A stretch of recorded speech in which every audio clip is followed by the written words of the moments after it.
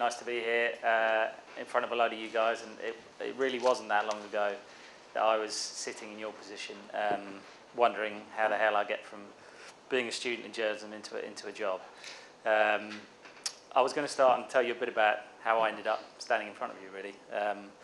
I didn't even begin to train to be a journalist until I was 26, which probably puts all of you at a decent head start on me. I had done a degree in English literature at Glasgow University. I graduated, and my father's in the film industry, and that was always where I thought I'd end up. But after a few years of working, it was a great job, but it became pretty clear to me that it wasn't what I wanted to do. Sport had always been a huge part of my life, playing sport, watching sport, talking about sport, boring people with sport. And I decided that it would be a good idea to come out of what I was doing and retrain. I did an NCTJ course, which was great. Also happened to meet my wife while I was doing it. And within a month of coming out, I managed to get a job at a local newspaper, just as a reporter, nothing to do with sport. And I think I got that job because the editor went to the same school as me by chance.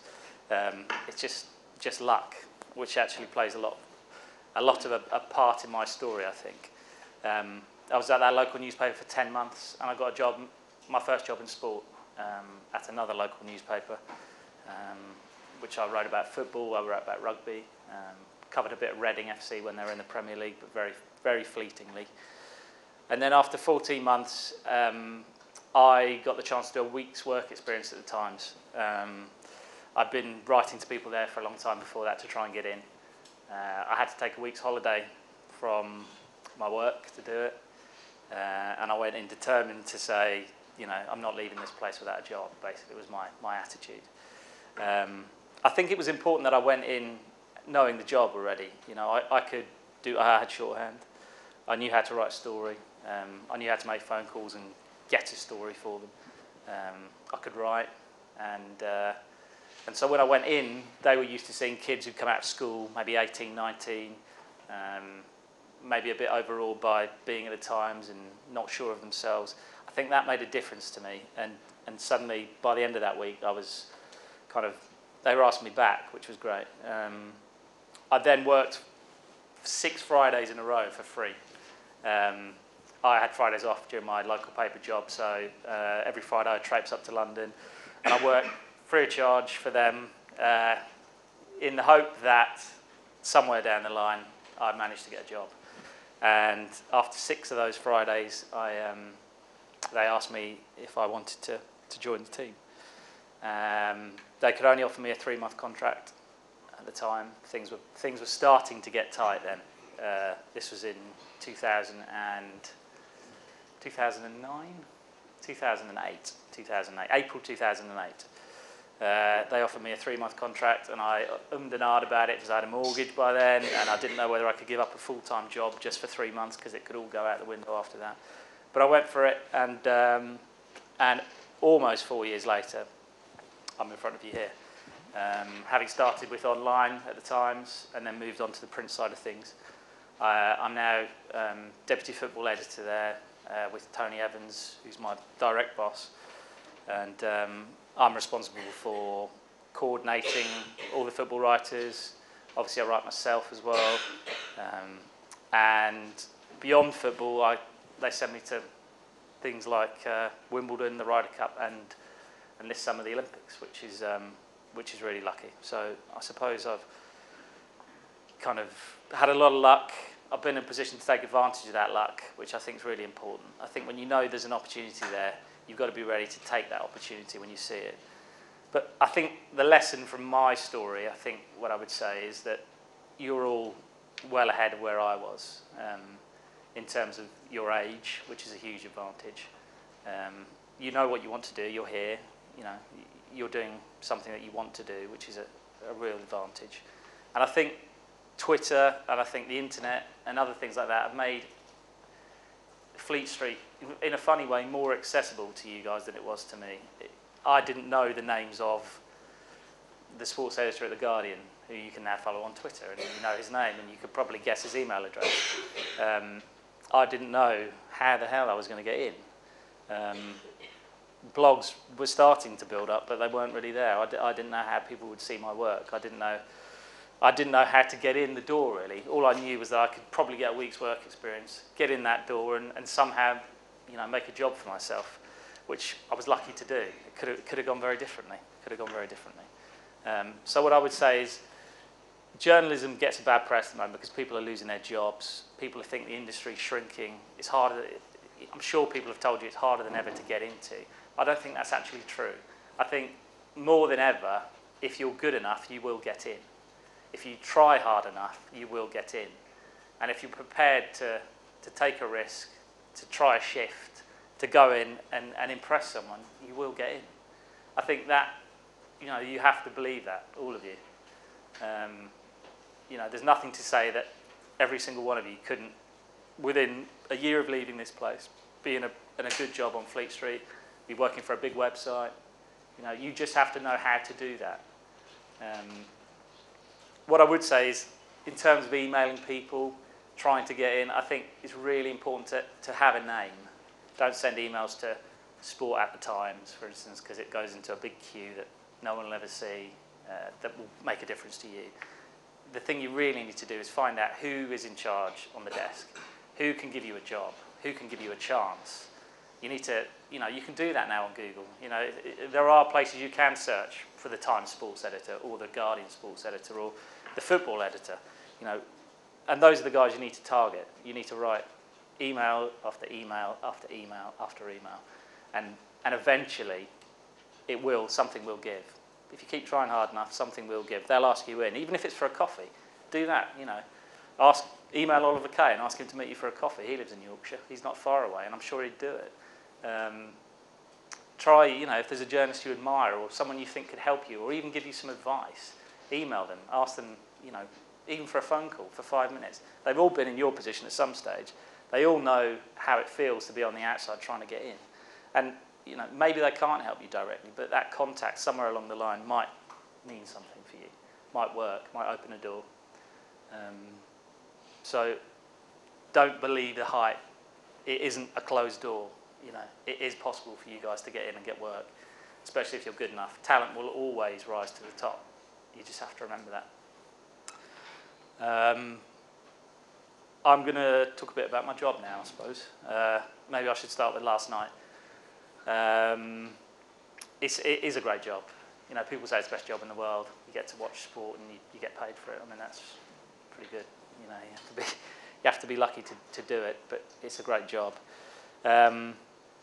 Last night I was at Wembley for the England match, and I'll tell you a bit about how it went. Really, I mean, I arrived at the ground about 6:30, and we had 4 of us there last night for the Times. We wrote 7 pages on the England game last night in the paper. I hadn't actually seen the paper today, but 7 pages. And before the game, we all know what we're writing about. There's a plan set in place. Everyone knows what they're doing. Everyone knows what they've got to file, how many words they've got to file, when they've got to file it. Last night, I had to do the player ratings, which is always a nightmare because the reality is you have to do most of it by half-time, as bizarre as that sounds. You have to 30 words on each player and a mark.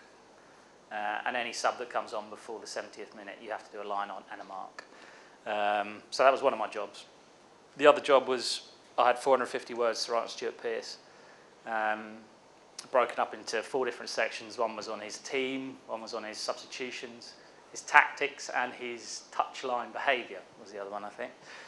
I filed almost all of that by half-time, apart from the subs, which I had to hang on to.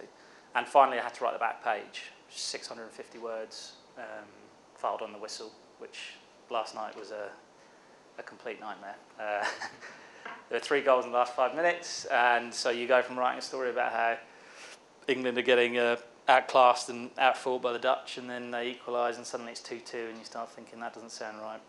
You have to throw the whole thing out again and start again. Obviously, you have to build up a decent chunk of that as the game goes on. So by half time, I'm writing about the events of the first half, a bit about Scott Parker and the captaincy, a bit about Joey Barton saying he thought it was a farce and that Gerrard should have been in there. So I'd written I think I'd written about 250 words before half time on the back. Second half, I finished my ratings. I think I sent them by the 70th minute. And obviously there's players in there like Gary Cahill who scores a goal towards the end of the game, and that slightly alters the picture. So you have to ring up the desk and you're going through your ratings with a sub on the phone and just saying, you need to knock him up a mark. You need to get the goal in. Or, Ashley Young also got a great goal towards the end. So again, you have to adjust and adapt. And it's basically as frantic as you can possibly imagine. I mean, you will all have a far better idea of what happened in that game of football than me. The bizarre reality about being a football journalist is that you watch a lot less of the football than everyone else in the crowd, which is probably not ideal, but that is the way of it. I mean, last night I had to write basically 1,000 words on the match, and a lot of that time your head is in your computer. You have a little screen just to your right, which is on a delay, which is helpful. So if you hear something happen, you can look up. You probably haven't seen it properly, but there's a screen there that will give it to you 10 seconds later, and you've got an idea. That helps. You don't get that all grounds. You get it at very few grounds, in fact. But I think the trick of it is to try and be as calm and as organised as you can. It's not an easy skill to learn, and the best way to practice it is to sit down in front of a television when England play Holland with your laptop or a computer and try and do it. Try and write those 650 words on the back page and file it within 5 minutes of the final whistle. That is the reality. You have to send that copy, because the match finished at I think about 8 minutes to 10, and the paper has to be gone by 10:15, and that means the subs have to go through your copy. You have to write a headline, you have to write captions. It has to be reread by another sub, and then they have to send it. So your copy has to be there before 10 o'clock, which makes it incredibly pressurised, really. But you can do it. It's practice. It's like anything. It's simple practice. If you've done something once, if you've done it twice, if you've done it 3 times, you get better and better and better. That's what you can do. It is not something you're born with. It's something you have to work on, basically. All of you can do it. It might seem a ridiculous concept to write about a football match. Try and write a football match while you're watching a football match, but you can do it. All of you can do it. You just need to practice it. And if that's what you want to do, I would say start practicing now, because the more hours you can build up before you actually have to do it, the better. We got a question in from Twitter saying, what is a mark? You've been talking about your marks. Marks out of 10. Right. So my player rating, my mark out of 10 for those players, which obviously changes all the time. In the first edition, I gave Scott Parker 8. Second edition, I knocked him down to a 7. I think maybe I gave Leighton Baines a 7 in the first edition. I knocked him down to a 6 in the second edition. That's the other thing. Once you filed the first edition, it's gone. The back page is on Twitter by 10:30 now, I think. Sutton Nick tweets it and everyone could see. And then you get until midnight to rewrite. And so after the game last night, send it 10 o'clock straight down to the press conferences. Stuart Pearce does all the TV, he does the radio. And then he comes into the written press area, which is it's basically like a theatre at Wembley. It's banked seating. There's an auditorium, a bit like this, but all the press are up there. And Stuart Pearce comes in, and it's all written press. And he's probably there for about 10 minutes, and you get all your quotes for the back pages, which hopefully are a bit different to the ones you've seen on ITV. Sometimes that's difficult because obviously you want something a bit different, something a bit fresh to move it on, because you all know the result. You don't want to really read about something you already know. We try to move it on for the next day. And then you're into the mix zone, where there's probably about 100 journalists in a room this big. It's all cordoned off down the left-hand side, and the players come out of the change room, they walk down past you. Most of them don't want to know. They want to go home, they haven't had a good game, or they don't want to answer a tricky question, they walk straight past you. But Robin van Persie came out last night, spoke to the Dutch media, walked straight past the English media because he knew he was going to get asked about his future at Arsenal. He doesn't want to talk about that. But last night Scott Parker came out and spoke to us and was very good. And Micah Richards came out later and spoke to us all and was excellent on saying that missing out on the English squad was the lowest moment in his career. But I can't say too much about that because all that's held back, and you'll read all that stuff in your papers tomorrow. There's kind of an agreement with journalists. You can't use it all in one night, basically. So to try and keep the England theme going over the next few days, they will hold stuff back. They'll choose a player and say, well, he's great, we'll use him on Thursday. So there'll be a lot of Micah Richards in your papers tomorrow. But if I say too much, I'll get in trouble with all the rest of them. So it's not, in many cases, sports journalism is not the best paid job. It's not badly paid at the national level, but it's not, you're not going to get rich being a sports journalist. Unless you're Martin Samuel or Simon Barnes, or at the very, very top, you can get an awful lot of money being a journalist. But generally, it's not the best paid job in the world. You will have friends who will earn more money than you. They will be able to go on holidays you can't afford to go to. But at the end of the day, you have to work out whether that's something that's important to you. Do you want to be the guy who says, I was at Wembley last night watching England v Holland and someone paid me to do it? Or do you want to be an accountant who earns more money? I mean, it's a question you have to ask yourselves. In my case, it was an easy choice. I could have stayed in the film industry and earned a hell of a lot more money than I do now, but you've got to do what you love. If you're not sure about what you're doing now, then my suggestion to you would be stop, go and do something else, because it's not going to get easier. It's a great, great job, but you have to love it, because bloody hell, sometimes it's hard. Sometimes you think, why the hell am I doing this? I've been working for 16 hours today. I'm knackered and I don't want to write anymore. But you do it because you love it, and that's really, really important. You will only be good at this job if you love it. You have to love it. Ask yourself that question now. Be honest with yourself. If you have doubts, I would honestly say think about it now, because somewhere down the line you will realise that this job isn't for you. But the fact that you're here, the fact that you've chosen to do a course on sports journalism, the fact that you're passionate about it probably says a lot about you already. So just be honest with yourselves at the start. That's what I would say. It's a great, great job. It's one of the great jobs that you can do if you love sport, but probably not going to make you rich. I want to talk about Twitter. How many of you aren't on Twitter? Okay, that's very impressive. It wasn't something that was a real big deal even 3 years ago, probably even 2 years ago, I think. It wasn't something that was in the consciousness of national newspaper journalists, really. Some people were on it. Stephen Fry was on it. It was that thing that Stephen Fry does that people knew it as, But now it's absolutely fundamental. We don't have a policy at the Times on Twitter. We don't say you can't tweet about this, you can't tweet about that. You don't say you have to do it. We don't say you don't have to do it. I mean, we have, most of our guys are on it, but quite a few aren't. Simon Barnes isn't, Matthew Syed isn't, Matt Hughes isn't. Some have started and quit, some have come back. Paddy Barclay, he obviously left the Times recently, but I spoke to him last night and he's on a break at the minute, because he likes to tweet controversial things and he gets abused for that, so he's stopped. But it's really important for all of you to do it, for your careers, for your profiles. It's a way of building up a profile without having a job at a big paper.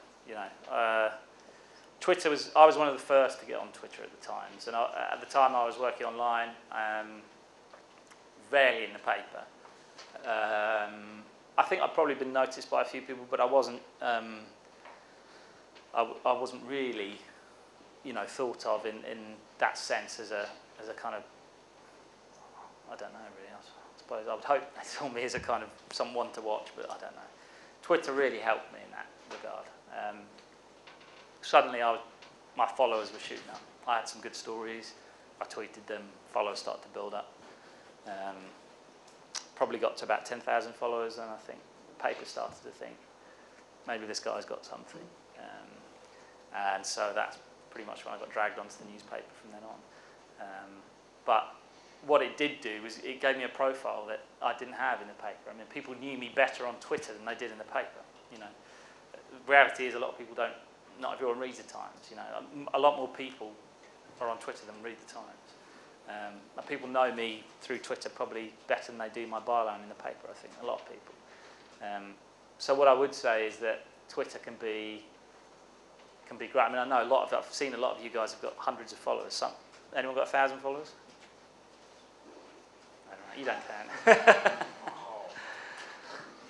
but the fact that you're on it and that you've already got a following is a huge thing in your favour. You know, journalists are hired now because of their followings. You know, Henry Winter's got 250,000 followers now. I mean, he's obviously very happy at Daily Telegraph, but to have that kind of pull, to bring that many people in, to have that kind of influence over people is a huge thing.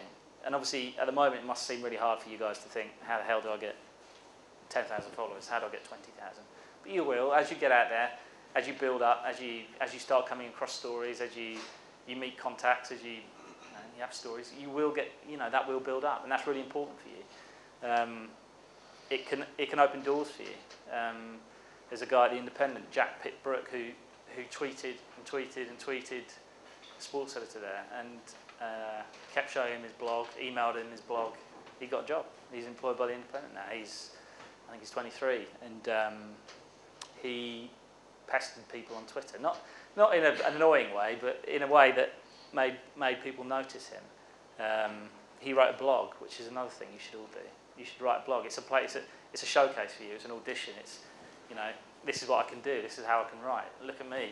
This is what I will do for you if you give me a job. All of you should be writing as much as you can. You've got to write. You've got to read good writing as well. That's something that's really important. You can't become a better writer without reading good writing. Just about managed to say that.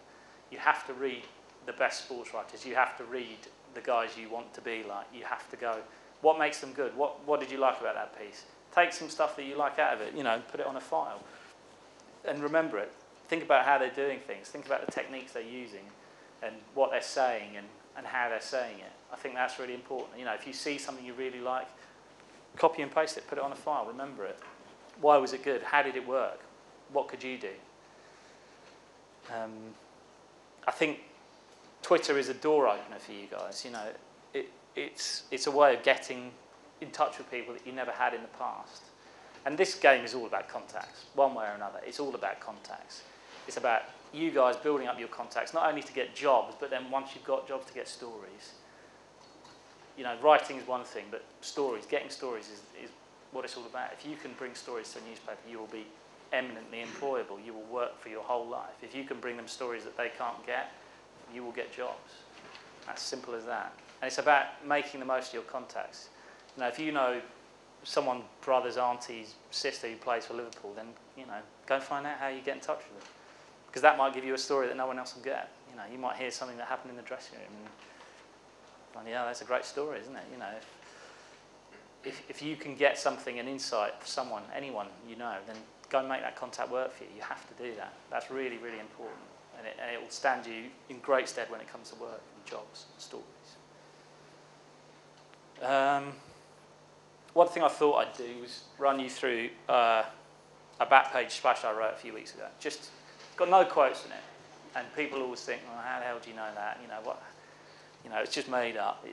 I suppose people accuse tabloid journalists of that more than anything. But the truth of it is, stories are rarely made up. The Sun and the Mirror take flyers, it's fair to say.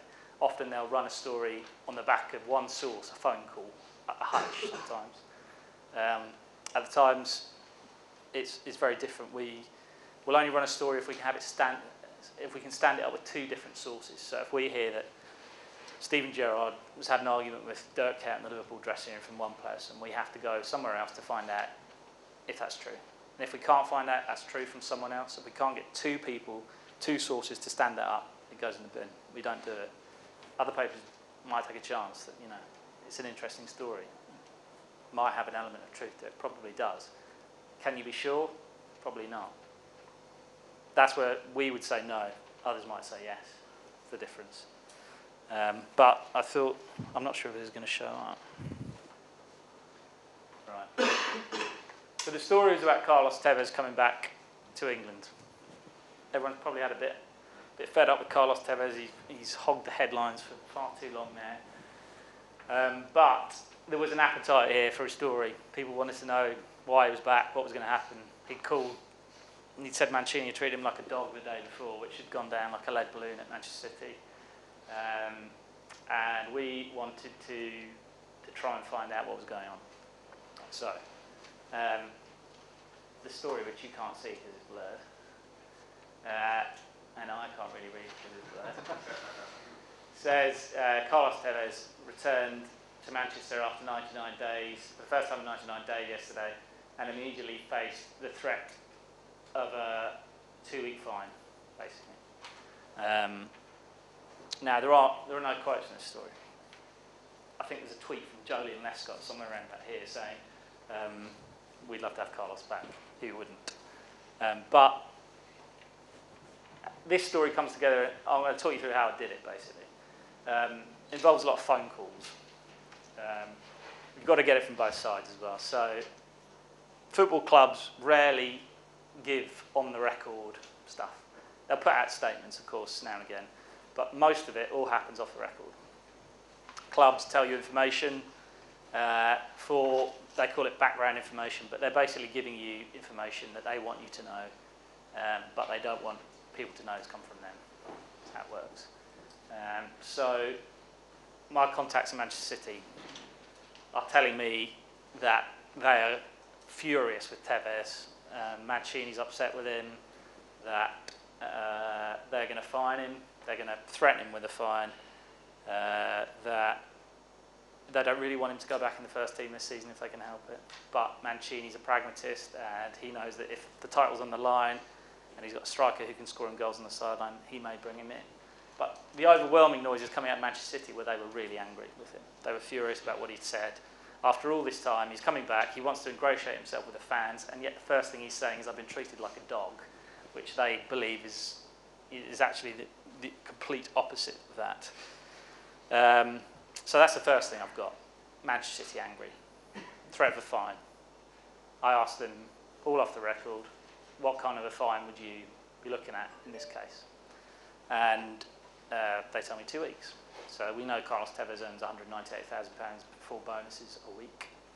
Has the potential to earn £250,000 a week if he scores goals and they win and things like that. But basic wage, £198,000 a week, which is more than I earn, don't they?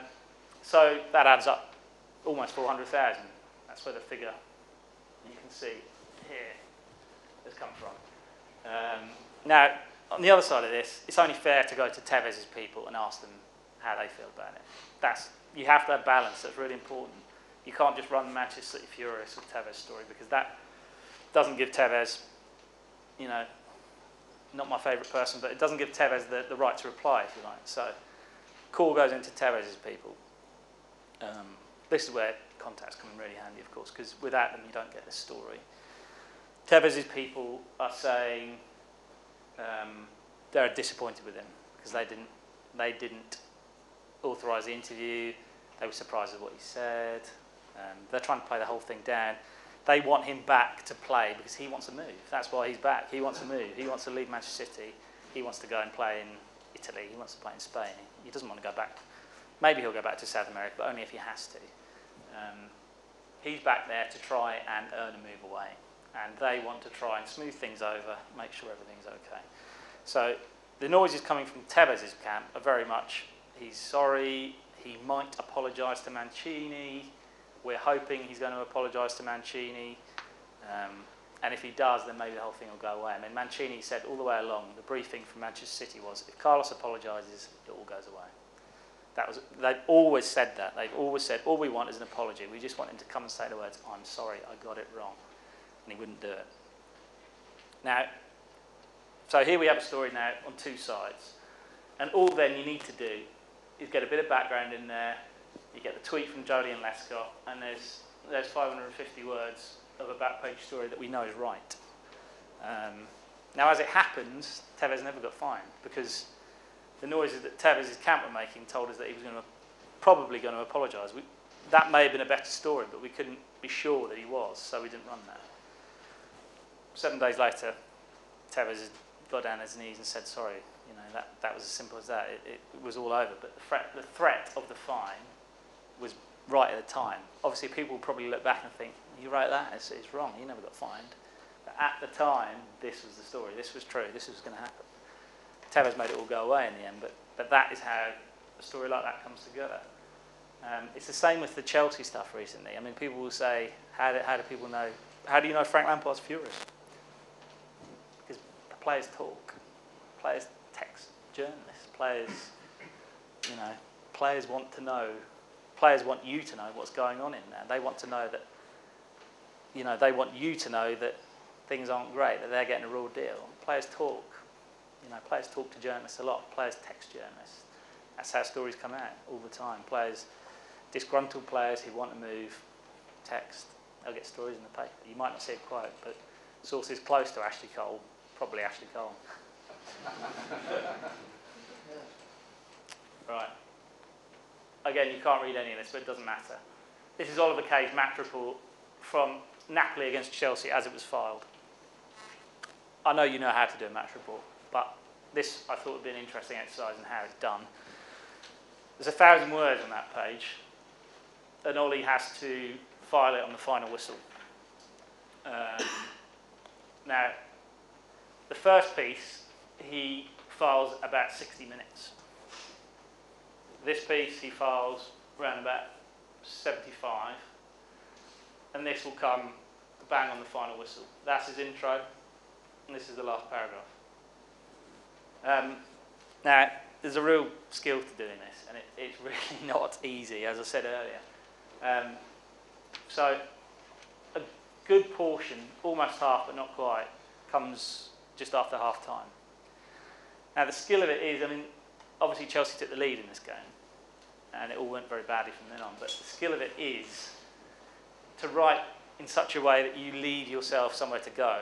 If you were to file at half time and AC Milan were beating Liverpool 3-0, and you were to write 500 words saying kind of Liverpool were outclassed and outplayed and it was all going, Liverpool were headed for defeat, then you've got nowhere to go really with that. So you have to write what you see really. You have to write in such a way that it's relevant. You can't try and think how it's going to end. You've got to write what you see in front of you and try and leave it as open as you can. There's detail in there, but it won't be in the 5th minute, Mata shot wide. It won't be any of that. I wish I could show it to you, but I can't. The detail will be more about background. In that first chunk will be more about background. It'll be about dressing room divisions. It'll be about how Chelsea needed this game to, try and get back on track. That Villas-Boas, I think his intro is about committing professional suicide, basically, I think. And in this part, he's trying to flesh out what, at this stage, he already knows roughly what he wants to write here.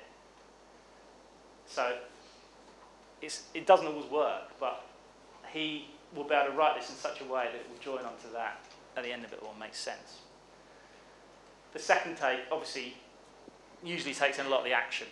We're talking goals, incidents, detail, really. That's where you get all this in. This is where, so that top part is a bit more general. This is really where you get all your detail. There's not a lot of room there, really. Often you get a lot of flurry of goals in this section, which can be tricky. And you file this, as I said, about 75 minutes. So that's a chunk of it gone. Now, some journalists do it differently. Some journalists will only file that at the top. They'll file more in there, or even here. Ollie will always file 3 pars on the final whistle. Now, he won't really be writing this until the last 2 or 3 minutes of the game. Last night, he's sitting next to me, 91st minute, said, "What's the intro?" And I said, "Well, New England, same old story," or something like that. I've got no idea what he actually wrote. I haven't seen it yet. But the best way to write an intro is to try and have an idea at the start, roughly what you want to, it's never England lost to Holland 2-0 because that's on the back page or whatever. But it can be a theme, it can be a you have to write it in such a way that you give yourself somewhere to go, whatever happens, I suppose. It's not an easy skill to do, but there you go. And then the final part, again, late goals, sendings off, anything else in there. And then it all gets put together by the subs. So they'll get that first chunk, and the subs will be working on it as soon as it comes in. They'll clean it all up. Any spelling mistakes, any factual errors will get tidied up, and it's waiting there. Second chunk comes in, it goes straight underneath. They start working on it. Final whistle comes in, put the top on the top and the tail right on the bottom, and then someone else writes the headline for them, and then it's gone. It's as quick as that, really. It's when you see it in action, it's quite a machine, really, to put a match like that together. Especially when they kick off late. I mean, that's a 7:45 kick-off, so it's easier than 8 o'clock kick-off because the deadlines are right there. But anyway, that's how it looks. Right. I want to get this back up so I can see where I'll go next. I want to leave you loads of time to ask me questions, and I don't want to run over. So I think I'm just going to do that, if that's all right. Because this is about you wanting to find information out of me. So go for it. Yeah. Which art school are you proud of yourself? That's a good question. That's a very good question. I suppose my first back page story was about a Liverpool signing a kit deal with Warrior in the United States. We ran that last April. They got confirmed in January. So felt good, had the exclusive on it. That was a proud moment, I suppose. So can we use the mic, please? Yeah. Pass it down. Do you have more of a deadline when you cover a 3 o'clock match? Yes, you do. I mean, because we don't work on, well, we work on a Saturday, but we don't write so much live on a Saturday anymore. That's a Sunday time, which is a completely different operation from us. Different writers, different sports editors, different office. But yes, you do. Your deadline would still be kind of 9, 10 o'clock. So instead of filing in chunks, as I showed you there, you go to press conference and you file in one big go. Much easier, much more civilised, probably better copy as well. Yeah. So there's 2 goals in stoppage time and the match changes on its head. How do you deal with that sort of thing in your match report? It's very difficult. The first thing to do is take a deep breath, I think. You just have to trust what's in your head and try and tell the story. I mean, all you're doing is trying to tell the story as you would talk to someone and say, you just have to try and trust yourself to find the words. Sometimes when you're thinking, oh my God, how do I do this? The words aren't coming, you just have to breathe, relax, and then just let it flow, and it will go on the page. You just have to try and trust your instincts to tell the story. You can do it. Hi. Pass the mic again. Next to Would you say it's a lot harder to create a relationship with a footballer as opposed to, say, your colleagues with rugby or cricket? Much harder, yeah. Footballers have entourages, it's fair to say. There's at least one agent, sometimes 2, sometimes 3. Managers, press people, media, officers. The bubble around footballers is massive now, really hard. It's really hard to get to be direct contact with a footballer these days, whereas rugby, they're not as used to, the fear isn't there so much in rugby, that, partly because they can be trusted to talk to you by the club and probably not get themselves in trouble, which isn't always the case with footballers. Sometimes a footballer will say something he shouldn't because he doesn't realise what he's saying.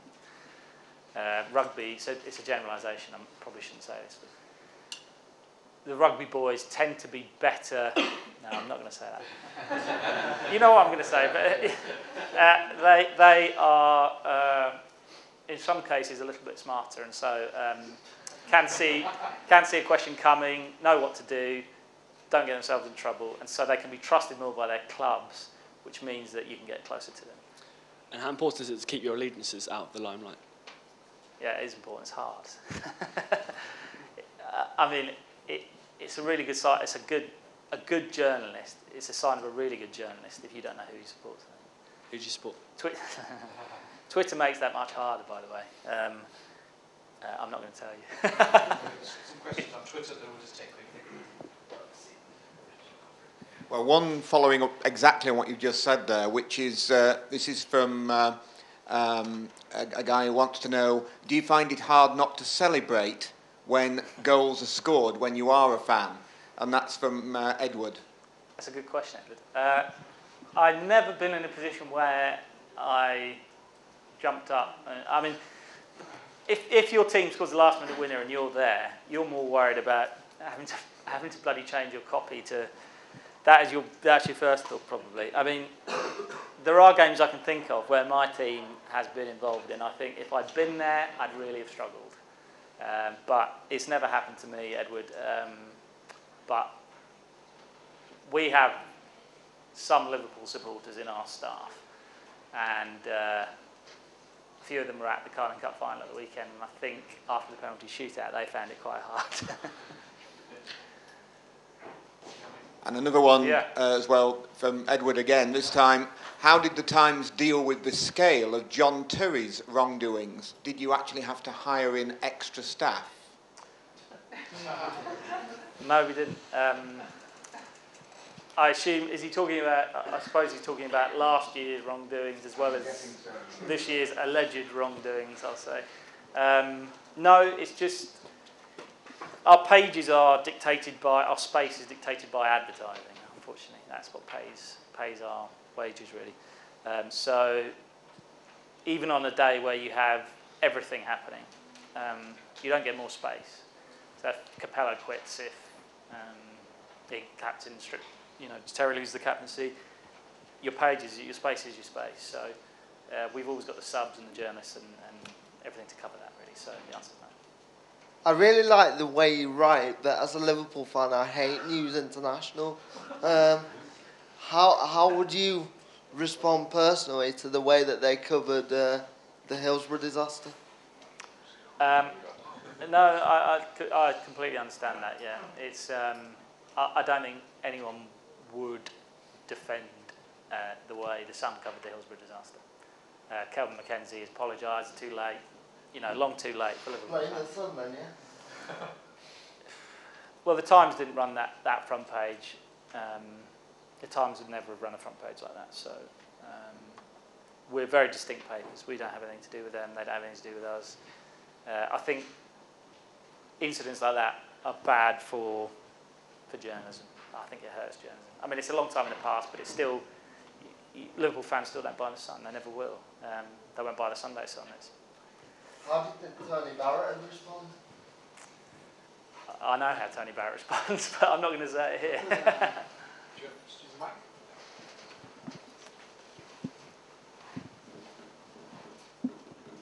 Don't you ever get tired of all the off-pitch shenanigans kind of upsetting what's supposed to be reporting about sports and not about celebrities getting drunk in nightclubs and getting up to all sorts? Very good question, yeah. Yes, basically, yeah. I mean, we're slightly fortunate in that we don't get quite as involved in the... We do report the off-field shenanigans, but we're not kind of as bad as some who basically fill their papers with it. But it is hard to see football getting away from the sport. That's why we love the game. We love the game because it entertains us. What happens on the field entertains us, not the rubbish off it. And sometimes I do think, bloody hell, I wish. But they become more than players. They become celebrities, yeah, and look at Tevez, all yeah. the trappings that go with that. Yeah, yeah. I mean, it's a very... And surely that affects the sport adversely. I think it does. I think people don't like footballers as much as they once did. I don't admire them as much as they once did. And I think everything we've seen in the papers over, God, how many years now, probably damages the sport. I think it damages the relationship between the fans and the players. I think the gap feels like it's getting wider than it ever was. Can't be good for the game. And that would damage your role as well. I don't know if it would damage my role. I suppose maybe people get fed up with reading it. I don't know. I mean, as I say, we don't quite jump into all that stuff quite as much as some. So I would hope we would be above it. I don't know. Thank you.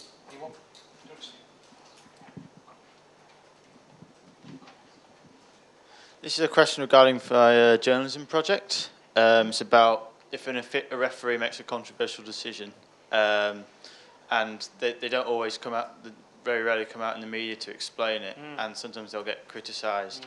I wonder if referees did come out post-match, do you think they'd gain more respect from the media? I think Or do you think they should? Yeah, I think they should, yeah. I don't think... I mean, I think if they've had a chance to see the decision they've given, had a look at it, realise they're wrong, I don't see what's wrong with coming out and saying, I got it wrong. I think everyone would have more respect for them. You know, people make mistakes. It's really hard. Sometimes you watch it, you know, you watch it live and you think, I would have no idea what to give there. You watch a replay 3 times and you're the expert, you know, but that moment the referee has to give an instant decision. He sees what he sees and he gives it. And it's really hard. And so, yes, people make mistakes. They get hammered for it, but if they come out and say, sorry, I made a mistake, would anyone really be angry with them? I think I'd understand them, I'd like them. We'd see them more as humans and not just as people we sometimes vent our anger at. Well, I just want to know what your personal opinion is of the paywall that the Times is behind. Yeah, it's tricky. It's when I first heard about it, I was like, I couldn't understand it. I mean, I could see why they wanted to do it for business reasons, but it's very hard to stomach for us because we're coming off Google, we're charging for our content. But the Times argument is a very good one, actually. They want to maintain the standards of journalism that they've got now. They want you to know that if you're reading a story about Syria, about Homs, about something going on in the world, that we have sent somebody there, and that you know that you're reading something that has been written by someone who's seeing it with their own eyes, who's understanding the situation, who's there, and that costs money. That's expensive. You don't want me to be writing about England against Holland from the television. You know, it costs money to send me to Wembley. You know, they have to pay me to go. They have to pay my travel. It is expensive. You wouldn't want us to write about the European Championships from the TV, and so to do that and to maintain those standards, you have to. It costs money. It costs money, and journalism is in a very difficult place at the moment. In many cases, it's, as I said earlier, you know, there's a paper here which has got the same content as a website here, but you're being asked to go and pay for this one and then take this one for free. So why would you take that? You know, I think newspapers have to be careful. Just one last question on Twitter. Do you consider darts to be a sport? I had this question earlier in the week. Someone tweeted it. I think it's a sport. Yeah. That was it. Yeah. I think darts is a sport. I think it may not be the most athletic of sports, but there's a huge amount of skill involved, and it's a sport. Do you cover the Premier League darts? I don't. No, I'm not. I've never done the darts. Gary Jacob does the darts for us, but I love watching it on the telly. We could go on all afternoon, I'm sure you'll agree, but we have to bring this to a close now. Please join me in thanking Ben for